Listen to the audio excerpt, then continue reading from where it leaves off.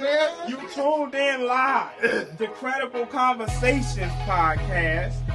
Hey everybody, I'm Angela Rye. I'm here with Northwest Credible Messengers having a credible conversation with some incredible people. It's AKWM Ali is who I be, also known as Kimi Casanova, and I want you to bring your asses over to listen to me have a credible conversation with Northwest Credible Messengers. Hey, my name is D Smoke. I'm from Inglewood, California, and you are watching Credible Conversations. Let's go! The first episode of Credible Conversations. My name is Jason Clark. I am your host. I'm here with my guy BG, Lou, and you all know who it is, Larussell. You heard? Come on. Because, I actually got a chance to just work with you just now. And so, I see how you show up. I see how you involve, the crowd and how you make people feel comfortable. You bring people out of that uncomfortability and then bring them up on the stage, have them vibing. That right there is fire to me, Because, a lot of people show up to the spaces and they be hesitant. A lot of artists ain't like that. A lot of artists are standoffish and, back up off me. And you came in off the rip, nah, come on, bring this energy, let's rock. You know what it be? Some niggas don't really be, I can curse? Yeah.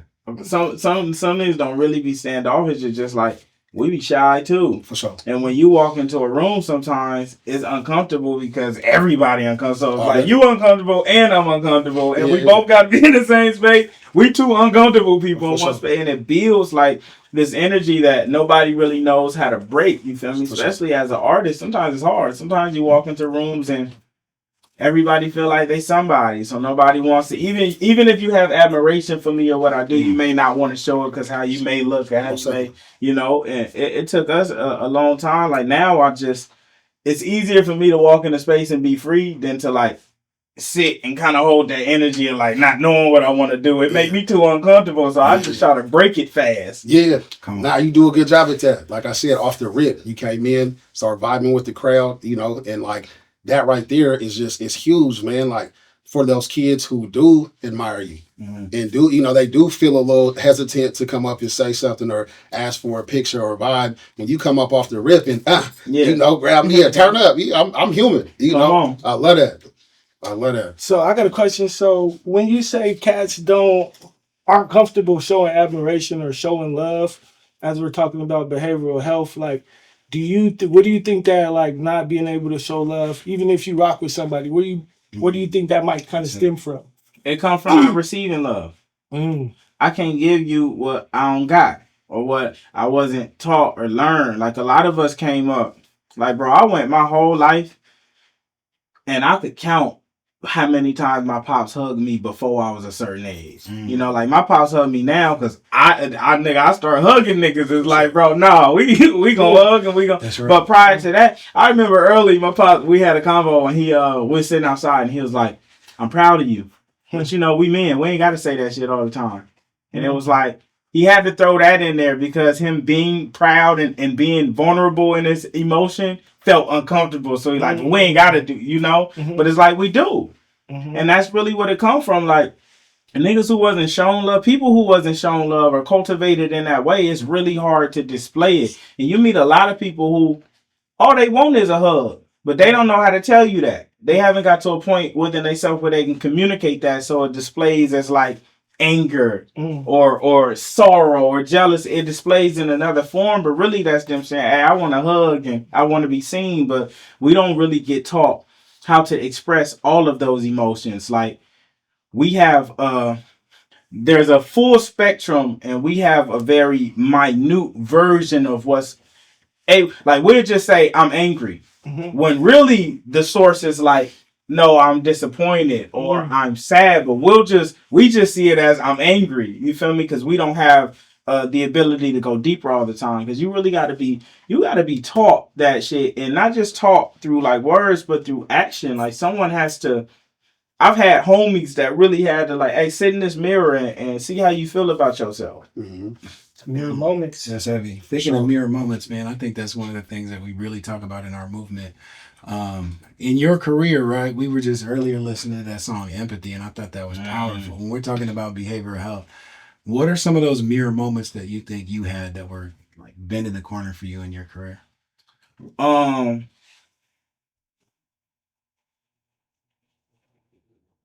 I was just telling them earlier, like I've had moments, not seldom, but often in my journey where I have to ask myself, am I being myself or am I being who I want people to think I am? And every single time those moments are like turnkey for me because either I learned something and I gotta adjust or I'm proud of where I am and it's like, no, I'm showing up as me. And whoever don't like it, just don't like it. I'm choosing to show up as me every time. So for me it's not one specific. It happens consistently. Like my life been moving so fast too now that it's often, I'm often like, okay, when I do something, because sometimes you'll do stuff that isn't out of your character because like how you come up and who you are, but it's out of your character in terms of like your soul. Like you don't feel good after, you feel me? And those are moments that lead to reflection, and you got to kind of look around and say, okay, where did I learn that? Why did I do that? What is the source of it? I got a son. Yeah. You just met him, little B. And so those are some of the things that we've had to overcome because, me growing up, I didn't have that father figure that showed me, that affection, and so I grew up feeling uncomfortable when people like, want to, do something more than that, right. And what that, you want? and that lasted a long time, and it bled over into my parents, children, for sure. And so I started to recognize that, and then trying to make, be intentional about making sure like, that he knows like, bro, I'm proud of you. I'm going to vocalize that. I'm going to say it. I'm going to show up for you.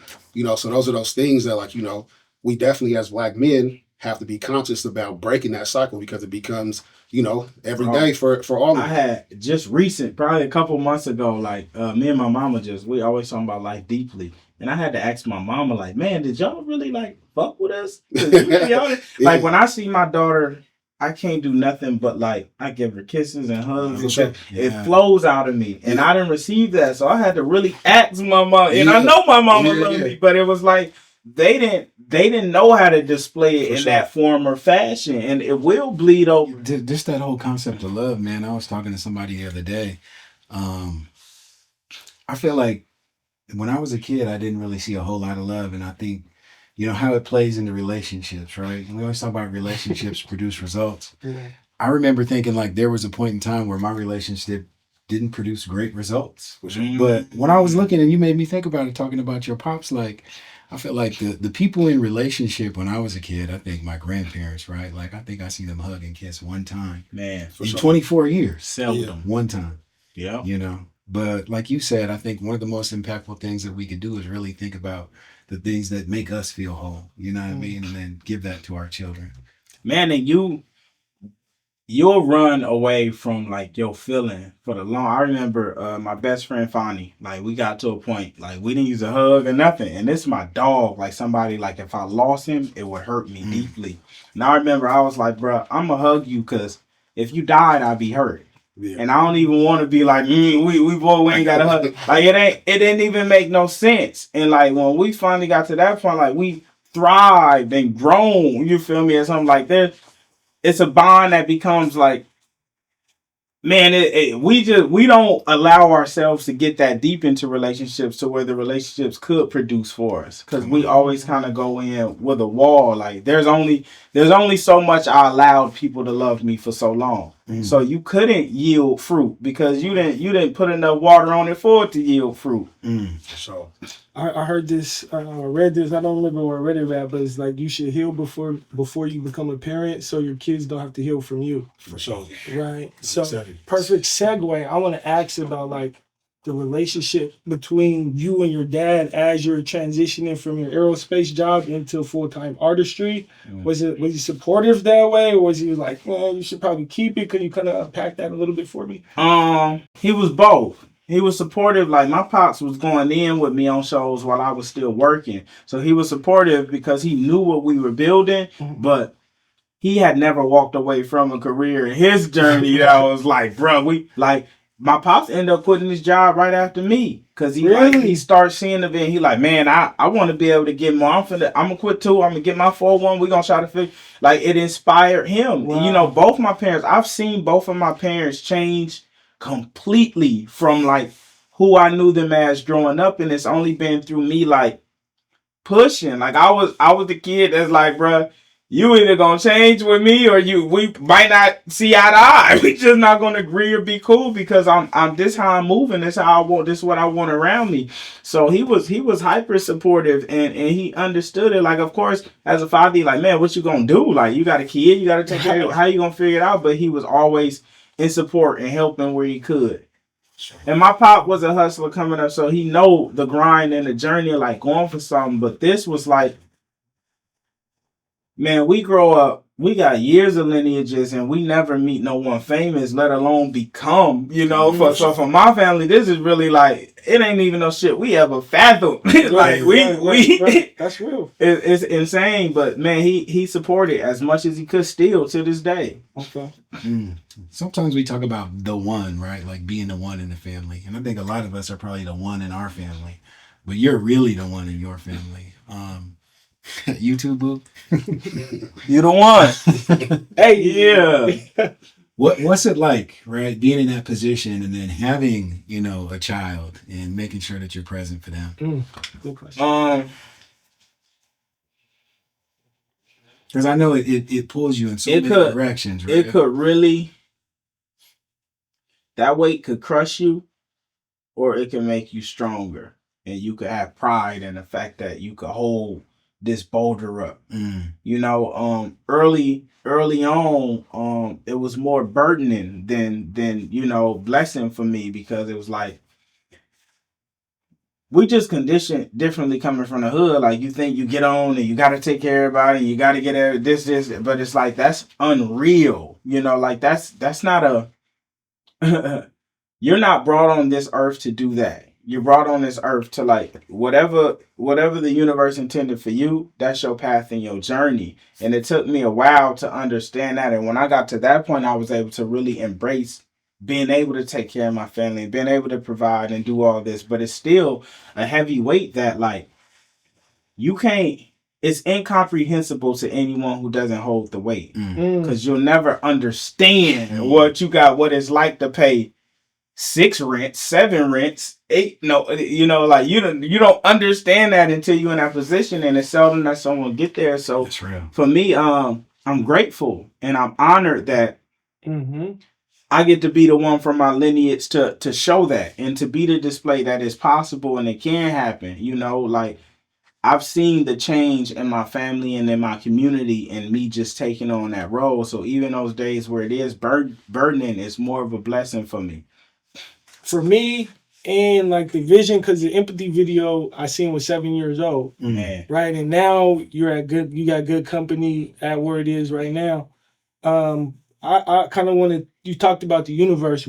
So you have to be able to see something other people can't see, and for me, that's faith, right? Like, I don't know if you religious or like, what's your situation? How you derive power to create what it is that you kind of create? I heard you mention higher power. You Christian, Buddhist, like what's your? I'm not really religious, but hyper spiritual. Hyper spiritual. I believe that something is definitely working, and I've dabbled a little bit into different religions, and I came across Buddhism early, and it felt really, really human to me, and I was like, I like that. And then just like getting out of that and just being a human, like, I don't need a religion to kind of guide my humanity. Like, my moral code is be a good human. Right. I don't give a damn what set you from. It don't matter to me. It's like, are you a good human? Right. That's the only thing that matters. So for me, it don't go deeper than that. Like, if I'm not a good human, I don't care what I represent, none of that matters, because I still miss the goal. You talked about the universe, man. I believe in universal law. Come on. What about you? Yeah. When you think about the law of inspired action, I look at some of the stuff that you do, and I see how it empowers so many people, from the youngsters to the old folks. You're out there mingling with the crowd. What would you say is your biggest inspired action for? I think being present is the greatest gift you could give. Yep.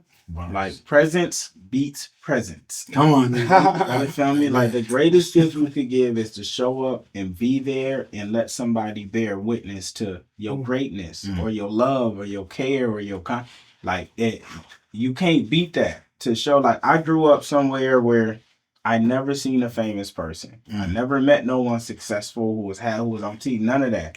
So when I go and the kids at the school see me and I'm outside walking and a little homie, I be having little homies from the block with me at shows just ran. They mama like, he can go with you. And it's just like that presence.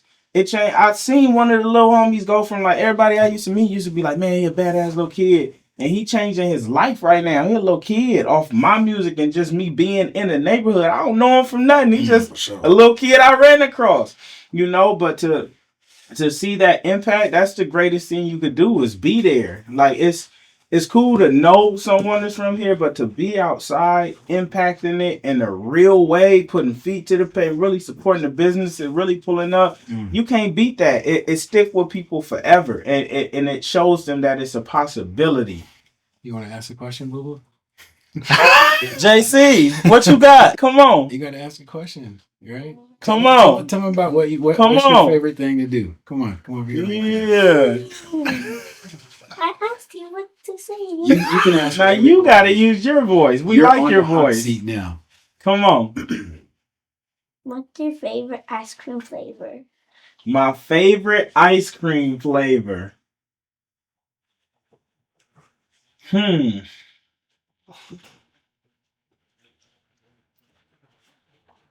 I don't know if I got a favorite. I like ice cream. When you like ice cream, all of them will do. I like banana walnut fudge. Oh, that's great. I'm a little exquisite. That's an excellent right there. I ain't never seen that like that. I'm gonna go there. I ain't never read a letter like that. Bay Area special or something. Come on. Banana walnut special. We can Come try on. that. What's your favorite ice cream? Chocolate. That's a good choice. The original. That's a good choice. Or Rocky Road. Rocky Road. Tell him why. Because it has marshmallows. Yeah. How old are you, JC? 8. 8. I love it. She's in the theater. She loves to dance. And I have Try to get her to do a routine for you, but she's too shy. What's crazy? My daughter, like every now and then I'll ask her to do something, challenge her to do something, and she'd be like, "I'm shy." She told me I'm shy one time, and I said, "Who told you that?" And I could see it like stop her. Like she started thinking. I said, "Who told you were shy?" She was like, I'm shy." I said, "You're not shy. Why you think you're shy? And who told you? Who convinced you that you were shy?" And I could see it like altering her perception, because sometimes as kids, like whatever you receive. Like, as a kid, when you see a spider, you don't think nothing of it until your parents like, "Oh, stay away from spiders." Yeah. Then it imparts all of this information in your brain. Like, man, Mally was telling us how, like, all through our life, like walking and stuff, he felt like he was in danger, because when you grow up in the hood, your parents like, "Oh, well, this, and be careful because of this."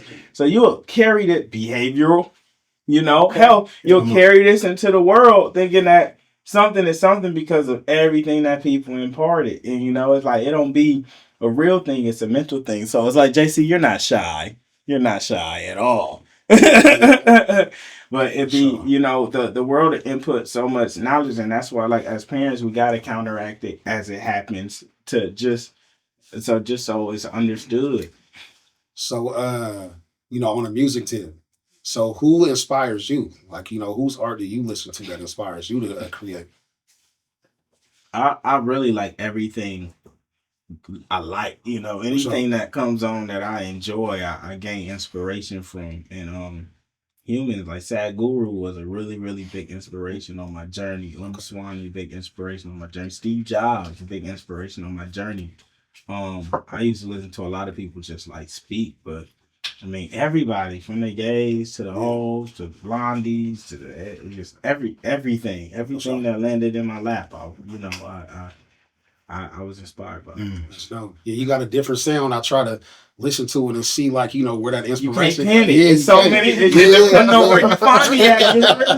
You can't pin it. Nah, that's dope though. To not sound like nobody. You sound like you. I love it for sure. All of the inspiration you're drawing from and then putting out. I guess the question I have for you is like, what's the biggest behavioral health flex for you? You know what I'm saying? The thing that keeps you grounded, right? The thing that you do, your process. I think the biggest behavioral health flex is like not behaving how I have in the past. like being able to choose differently now in my journey mean a lot.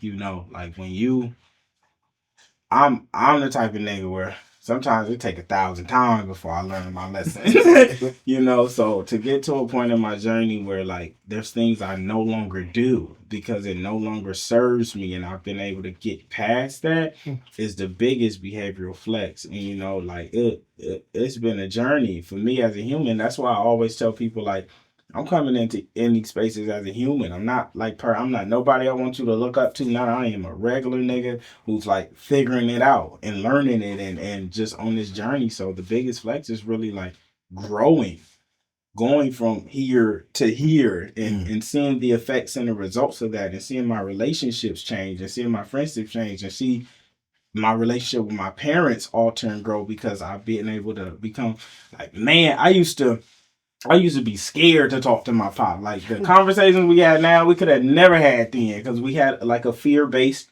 hierarchy. You know, it's like it couldn't get no deeper than that. And now to have the talks that I get to have with my mom and with my pops and with everybody, like I'm able to communicate at a level that I've never been capable of prior. I just had to sit with it and deal with it and muster it and turn it into whatever it turned into behaviorally because I couldn't communicate it. Yeah. Like behavior is just communication through action instead of words. Yeah. You know, when you say that, it makes me think of generational curses. And there's so many things in our families, right? Big and small. But the one on love is major. What was it like to break some of those? You said you went from a fearful to a loving relationship with your parents. Man, liberating. Come on. Liberating. And it's dope to see like my parents embrace it because my parents are at a point now where they know they can't rule me by none of those things either. I ain't going. I'm like, nigga, you know, don't make me get my belt. Hey, but you know, but it's like we have a relationship based on respect now. Yeah. It ain't no ruling. If you disrespect me, I don't respect it. I'm not going to do it. We're going to speak to each other respectfully. We're going to treat each other respectfully. I don't enjoy when you do that. You don't enjoy when I do this. I won't do it. Like, it's a different level of relationship that it's a different level of bond that you cultivate when it's built off mutual respect and not fear or ruling or none of that. Like, you can't rule over anybody, even your children. Like, you should want your children to respect you, not to fear you. Yes. Because when they get to that point, you're going to be able to share things and communicate things with each other that was previously impossible. Like, man, some of the conversations I've had, I never was able to have growing up. Never imagined, you know, but when you get that, it's so liberating for both parties. Like my mom needed to heal through some of the things she was going through, but she couldn't because she couldn't communicate it. And for us to both get to a point where it's like, nah, holla, tell me, it changed a lot. It changes a lot. So with you saying that, man, I kind of want to put you on the spot, but I want you to, like, whatever you're comfortable sharing, can you like unpack one of the tougher conversations that you had to have with your parents, but after that it was like, oh, I can tell stuff changed? Man, I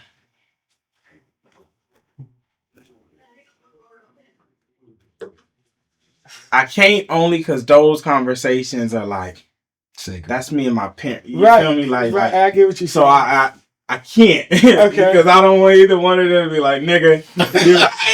like it's like, real. Bro. Yeah. No, that's real. You know, I should have framed it in a better way. I see this dynamic, right, in our communities.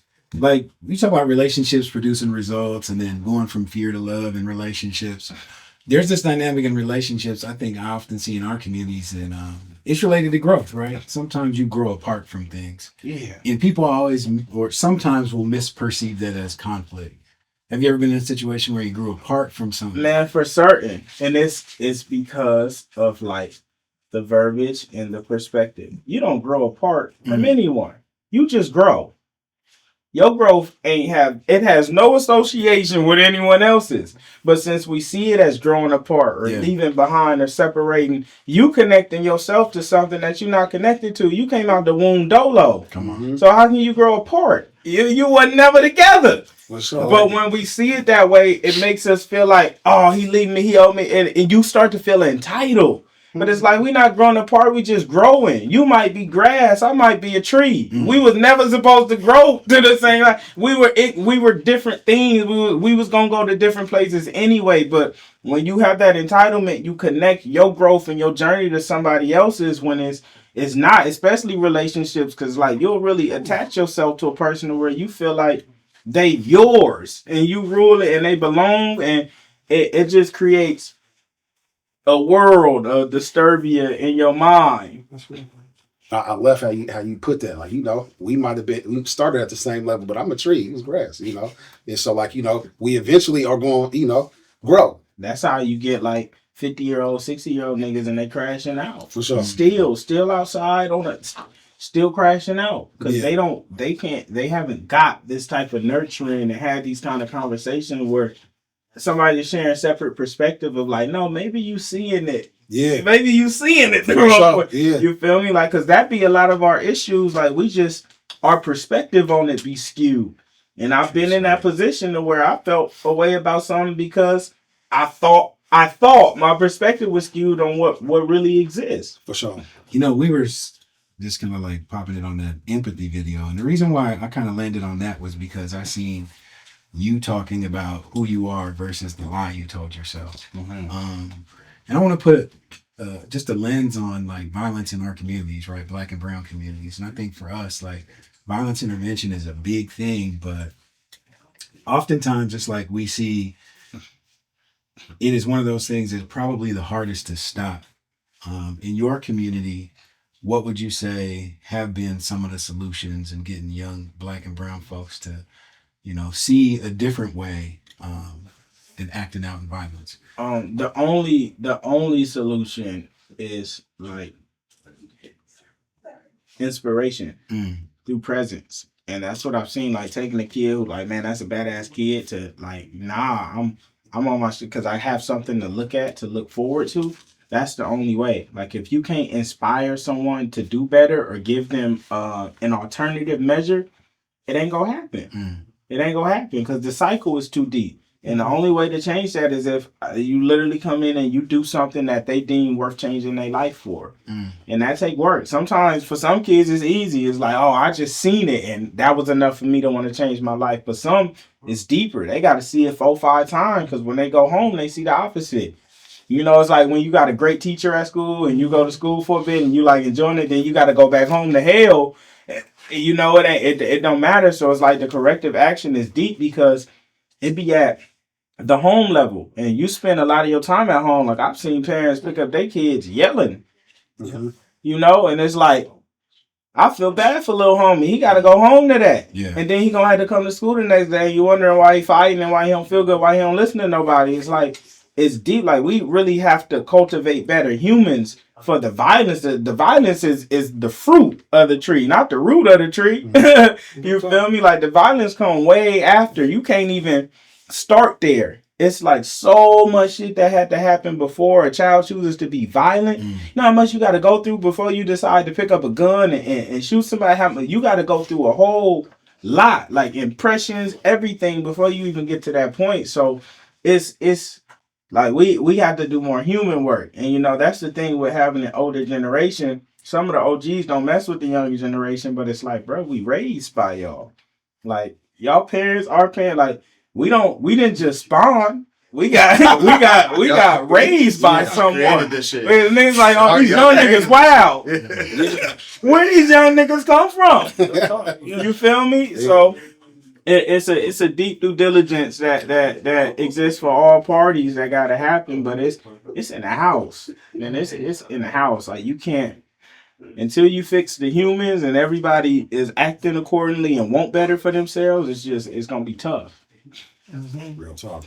I got a question about community. So man, I see the backyard is lit. Right? Has the backyard always been lit? Did you guys hollow the ground with barbecues when you were growing up? Like hilarious. the backyard been yanking since I was in spankings. You hear me?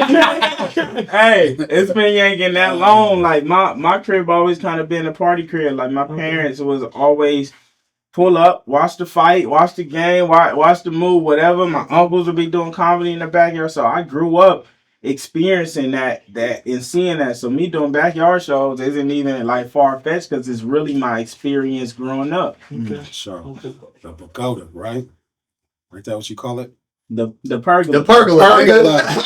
That nigga made it on his own. I was so thinking, I was like, is that how you say it? You talking about the jewelry spot? I'm like, Gordon. The piercing pagoda. But yeah, the pergola. There we go. Hey, we definitely we had intention about trying to pull up though. You know, we definitely you still doing It's a worthy experience, man. Yeah. It's so trying to pull for the up. whole year. That's dope. It's a worthy experience. It's That's like fire. once, man, bro. Like I'm just trying to give people experiences like they can't get nowhere else. For Like sure. it's only one of those that exists, and you gotta come. Like the energy there and the reverence and just the people. Like you ain't gonna never run into nobody who not gonna treat you well there. For sure. Everybody enjoying themselves. It's just it's a real beautiful community. Yeah, that's fire. How much of that community is like Black Panther, Oakland based, or you think is that just your parents' influence, or were your parents influenced by the culture that is the Bay? Because you guys got a lot of independence, you guys got a lot of like Black civil rights. That's I think it's just in the blood. in the blood. Like Okay. you know, like Oakland, the epicenter. Right. Oakland, that bleed out to everything. People that move from there to it was in the city like that. That's just in the lineage, like independence and revolution there. Like that's in the lineage. You meet people from the Bay, and it's just it's a different sense of hierarchy that we walk around with, that we feel. It's just it's rooted in there. You know, like it's in that water. Okay. If you could name one of the most inspirational people in your life, who would it be? Sad Guru. Come on. Sad Guru. My life really changed after I started consuming his content and his words and his message. I had got this book early from a coworker called The Freedom Simplified, and it was like Buddhist text, just about life. And from there, somehow I ended up just in the realm of like Alan Watts and Terence McKenna, and then I ended up in Sadhguru world, and just hearing someone like share what it's like to be human and express the humanity. I remember years ago I was like, man, I want to be the Sadhguru of hip hop. Like I just want to be able to like breathe life and share information, and like, you know, some people think he's like godly and all this, and it's like he is in essence, but he really just a human who's like, I just don't choose to do what you choose to do with my humanity. You feel me? But he was probably the most impactful on my journey. I got a question. So there's a lot of cats that want to be rappers, right? And you have to have jobs to kind of fund yourself. So my question for me to you would be is like, is there anything, any skill set, any attributes that you took from your job that are now beneficial to you in the hip hop arena? Everything. For example. Everything. I was working the floor. I learned how to streamline processes. I learned how to run a team. I learned how to be a leader. I learned how to use systems. I learned how to use Excel sheets from my job, like being taught, learning spreadsheets, mining data, calculating data, creating formulas. Like my ticket formula to when I go tour to a city, I learned how to create shit like that at my job. So man, everything, every facet, everywhere I go, I learn something from. But your job really is like school. It provides you with education and experience that you can't get outside of that place. Mm-hmm. And That's then, heavy. yeah, man, I was just thinking about that. And so far as team building, Northwest Credible Messengers is relatively young, right? And I've been working here a year and some change, but I'm watching Jason build a team that's like out of this world, right? With cats like DG and partnership. So my question would be to you would be is like, what is it? How did you build your team? Did they come to you? Did you go out? Like I heard a little bit about her story. Like drop your music off at the thing. You were like, and then she was like, I'm pulling up. Yeah. Right. So like, can you unpack like how you got your team built? Man, you gotta attract it. You gotta be moving in that essence and in that light, and people just like naturally kind of attract themselves to that, and the right people come. You can't. it ain't really much you could do outside of that. But beyond be a great leader, like you have to be someone that people want to follow. Come on. That's it. Like if I don't want to follow you, then I don't trust your leadership. And same in exchange, you know, a great leader can do both. A great leader can lead and follow. There's times when I know how to get to the back of the line and let T do what she do best. I know how to get back and let Hurst do what he do best. I know how to get back and let Vince do what he need to do best. But I also know when to stand in front and say, hey, I got this one. Let me run. You feel me? And there's nothing you could really do beyond just showing up and doing that work. And the people who like that work or agree with it, they're going to find their way to you. Okay. For sure. Okay. Divine oneness. Divine oneness. Now, are they entitled to a little bit of the vision as they help you build? Entitled? I heard you say, just because I heard you say earlier, sometimes as you grow, people feel like they are entitled to a little bit of what you got going in motion, right? So when you have a team and they help you expand the vision, maybe entitled is the wrong word. I think they're owed what they earn. Got you. Okay. I think they're owed what they earn. Okay. You know, nothing more, nothing less. Got you. Anything more is like a blessing. Got you. And anything less is a disservice. I like that. Whatever they earn, I think they're owed that. Got you. Respect. Owed what they earn. I like that. That's a t-shirt. Hey, that's a t-shirt like a motherfucker. We got to cut a check though. I'm on what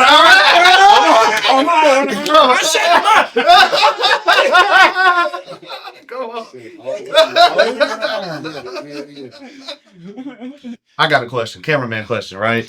Oh, you about to get me on camera, man? Yeah, get him right. Make sure to hit the button. You know? Make sure to hit the button. I'm the cameraman now. Yeah, I know how to get in line. Come on. I know we talked about the biggest like self-care flex, right? That you had since you've been in the industry. What's like the biggest thing when it comes to self-care that you're like, I'm gonna ball out on this? I generally travel by black truck. Or Sprinter van. Right. Okay. Which that's like I stay in nice B&Bs. When I remember early like a mentor of mine was like, man, you don't splurge, you don't like buy chains and jewelry and shit, but you're gonna spend money on your comfort. And I didn't understand it then, but as I've grown and scaled, it's like anything that allows me to be more comfortable and allows me to do my work in a way where I can enjoy it, that's where I spend my paper. Yeah. You know, and even that, it always goes back into me because it's like it allows me to be more productive or enjoy the process of what I'm doing more. Okay. Yeah, I feel you. BG know me. I spend good money on the gym. Yeah, you get the right shit in there. I'm like, there you go. I'm trying to inspire some action. Right? Inspire some action. I need that inspiration. I fell off. Yeah, you did. Shut up. I'm supposed to agree. Yeah, you right. So you shared a message earlier that was like, you know, real leaders know how to follow, and I really believe in that, right? Like no one, I heard you say out there, no one is bigger than the program. And I think it's the same sense. No one is bigger than the team, right? What are some of the things that you've been able to accomplish with the support of your team? And what's it like being the leader, right, and falling back and letting people push it and just trusting?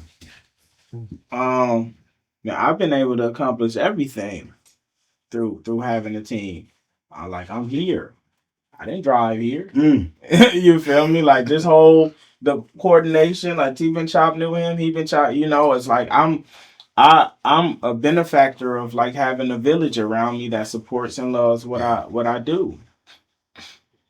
The Village concept. That's what I was thinking about. Speaking of village, man. Yes. I appreciate my guy back here when you was on stage. You were like, you got 80? You know what I'm saying? I was like, hey, he had it. And I was like, that's a team right there. Like he'll go get tea, he'll get whatever is necessary. Yeah. And you know, it could be out of his role, it could be out of T's role. None of us really have a role. We here to do whatever is necessary to win. I've had people on my team who was bigger than a role. They felt like they was too big to go grab water. Everybody got to be the boss. My thing is like, if you too big to get water, you too big to do anything with me. I like that. I think my leadership perspective is the iceberg, right? Like you can only be 20% and know that there's 80% behind you. Sometimes that isn't seen. When you think about behavioral health, right, and the iceberg concept, oftentimes you hear people say things like 80% of the iceberg is subconscious and 20% is what you see, right? The reality. I look at it on the other side, and I believe like 80% of the iceberg is hidden strengths. Right. When you got in your zone, when you knew the 20, what would you say the 80% that you started to see your hidden strengths come out? What did they look like?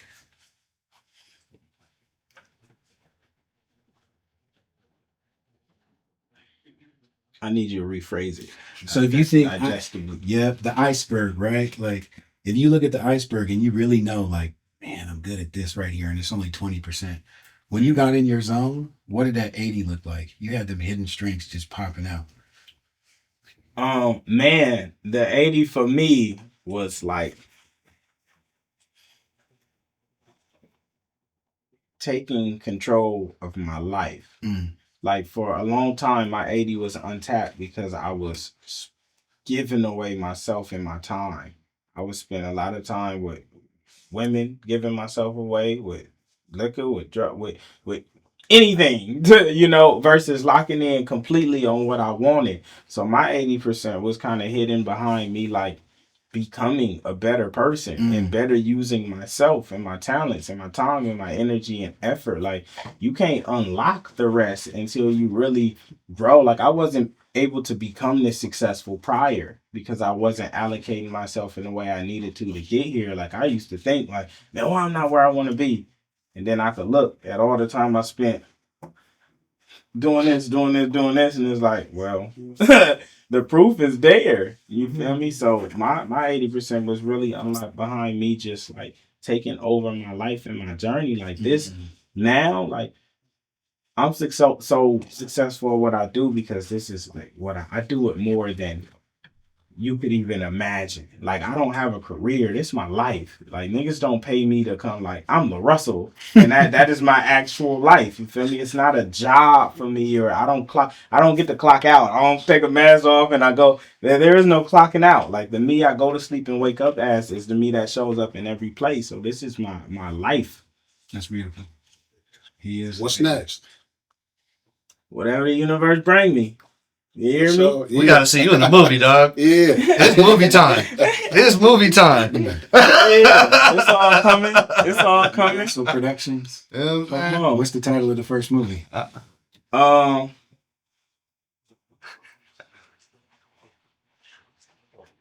This movie gonna be called Limitless. Come on. Yeah. Okay. But not the clear pill. No. That was a good one, though. This one, you don't need no pill. Yeah, they was hyphy. You don't need no You just gotta untap your 80. You gotta tap in your 80. Tap into that 80 and lock in is what I'm hearing you say. Yeah. That's all it is. Like most of us just don't get to where we want to go because we refuse to let go of everything we got to let go of to get there. Yes. So some closing words, man. Really love and respect the work that you're doing. The sense of community that you bring with you everywhere you go, I think, is infectious. You know what I mean? Any words of wisdom for us as we navigate our communities and continue to try to grow and, inspire? Man, we get a question. A lot of places we go, they're like, how do you build community? And I always tell people you can't build community. You have to be the community. If you see the community as something separate, then you already lost. Like, I am my community. Like, when I'm home, I'm home and I'm in it and I'm immersed. And that's the only way. Like, people got to touch and feel you. Like, man, I've seen so many people like, campaign and run for council or mayor. And it's like, bro, we don't see you. We don't see you. Nigga, how you represent us and we don't see like to be outside and touching not just when you gain, not just when it's like, oh no, I'm doing this and I get the report when it's media, but just like in a real way. Like, I go on morning strolls every day and to see the people in the community, we'll be walking and a nigga spot me from all the way up the hill and they're like, yo, and that make they day. So for the day, just getting that opportunity. So really just like being immersed in it and not just, on the media side and the podcast and the shows, but like, no, we really like, man, what I seen you do today, bro, that was special. They never gonna forget it. Most definitely. And you to even see that as a need, you have to be there and be like, man, what do my city need? What can we use right now? You feel me? So just really, really being in there actively. Yeah. Hoo-wee. So, Had about 30 minutes rocking with us. Yeah. What do you think? Now, It was a rough start. Hey, now, The sandbags on it. hey, man. you tuned in live to Credible Conversations podcast. You hear me? They got Larussell here and a 206-253. We in the middle of all that. You hear me? It's not the same. I couldn't do this in the beginning because I know these niggas had papers out. They was like, we don't know. They had scripts and stuff, but when we put them scripts down and we got into it, man, this was a really, really great interview, and I'm grateful and honored to be a part of it.